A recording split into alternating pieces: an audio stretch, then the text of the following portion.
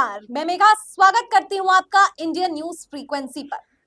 दोस्तों, आज बजट पेश किया गया है वित्त मंत्री निर्मला सीतारमण के द्वारा, लेकिन एक सवाल जो सबके दिल में है वो ये है कि ये बजट आखिरकार जनता को कैसा लगा।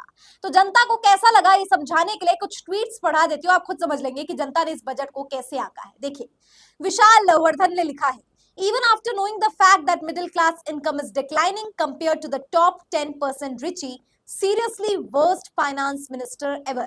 यानी आप देख सकते हैं मिडिल क्लास 40% है, डिक्लाइन हो रहा है, टॉप 10% यहाँ पर इंक्रीज हो रहा है। यानी 10% अमीर लोग और अमीर हो रहे हैं और 40% मध्यम वर्गीय गरीब की श्रेणी में जा रहे हैं। बावजूद इसके निर्मला सीतारमण ने कर टैक्स जो है इतना ज्यादा लगा दिया है कि 3 से 5 लाख वालों को इतना देना पड़ेगा, 5 से 10 वालों को इतना देना पड़ेगा। जो पहले नहीं दिया करते थे उन पर भी टैक्स लगा दिया है कि भाई आप भी दो। देखिए, सवाल यहाँ पर ये नहीं है कि टैक्स बढ़ा दिया गया, अगर यही टैक्स जनता के कल्याणकारी कामों के लिए इस्तेमाल किया जाता तो कोई मुश्किल नहीं होती। लेकिन अब यही आपको पता है कि ये टैक्स का इस्तेमाल कहाँ होगा, पूंजीवादी मित्रों के लिए।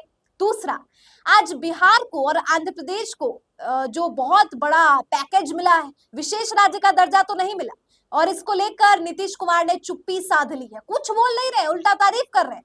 अब ये सवाल अलग है कि चुप्पी क्या दर्शा रही है, कि क्या नीतीश कुमार सचमुच चुप है, या तूफान से पहले वाली ये शांति है कि ये शांत रहकर ये बता रहे हैं कि सही आने वक्त पे ये जो है चोट करेंगे, यानी गर्म लोहे पर चोट करेंगे, और जब वक्त आएगा तो और भी कुछ बड़ा मांगे।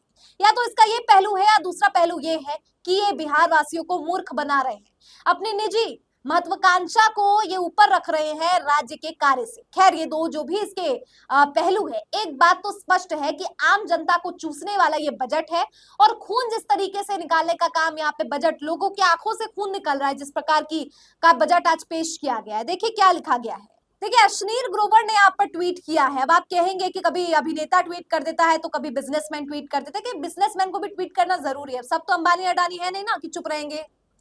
खैर, अश्नीर लिखते हैं, budget 2024 boring, lifeless and meaningless. Instead of delivering this budget they could have said, इस बार मन नहीं कर रहा, अगली बार देख लेंगे अगर कुछ करना है तो। Actually watching yet another Ambani wedding function over this would have been more value and better use of time।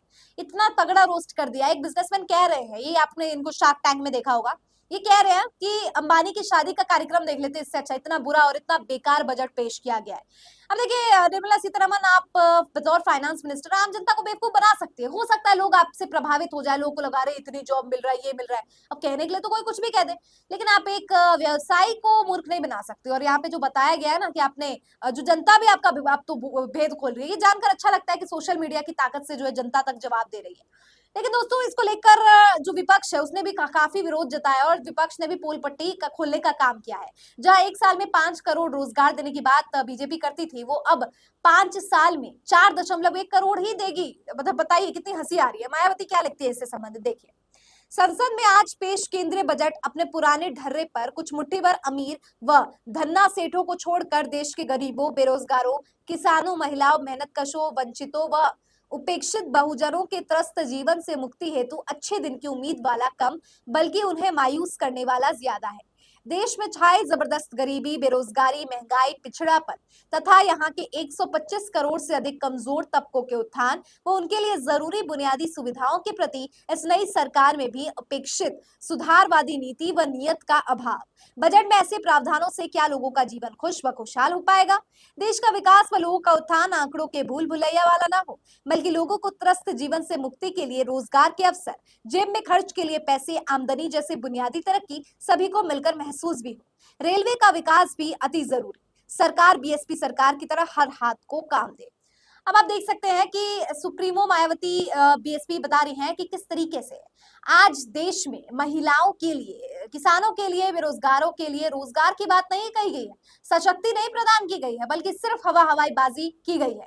Congress ने तो नकलची बंदर भी कह दिया है यहाँ नरेंद्र मोदी, भारतीय जनता पार्टी और निर्मला सीतारमण को।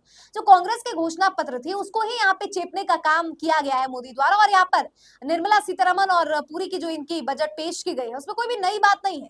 नई बात अगर है तो देश को, शोषित वर्गों को और शोषित करना, यानी टैक्सेस इतने थोप ये आम आदमी रेस्टोरेंट से खाना भी ना खा पाए। इस तरीके की चीजें एक बात का सबूत देती है दोस्तों कि आज देश में नेताओं को पड़ी नहीं है इस बात की आम जनता किस तरीके से गुजारा कर रहे हैं, उन्हें सिर्फ पड़ा है तो अपना किस के तरीके से धंधा चला सके।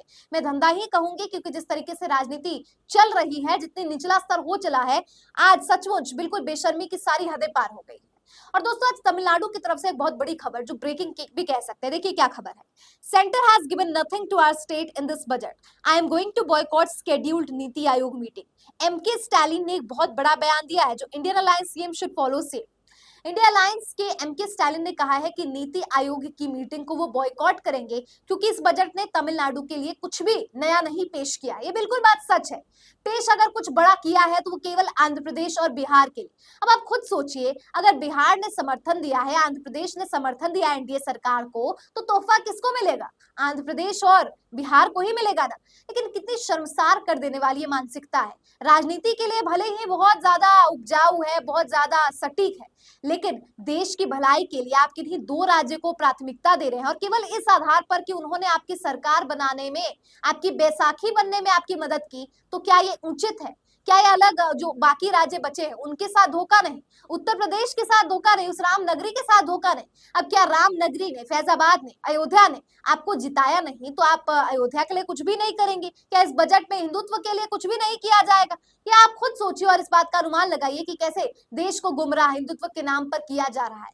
किस तरीके से राम भक्ति के नाम पर, हिंदुत्व के नाम पर केवल और केवल ध्यान भटकाने का काम किया जा रहा है।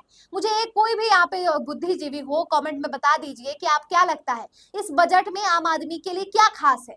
बताइए, खबर मुझे किसी ने दिखाई कि सिगरेट पर कोई भी कर नहीं लगाया गया है। मतलब युवाओं को जिस वजह से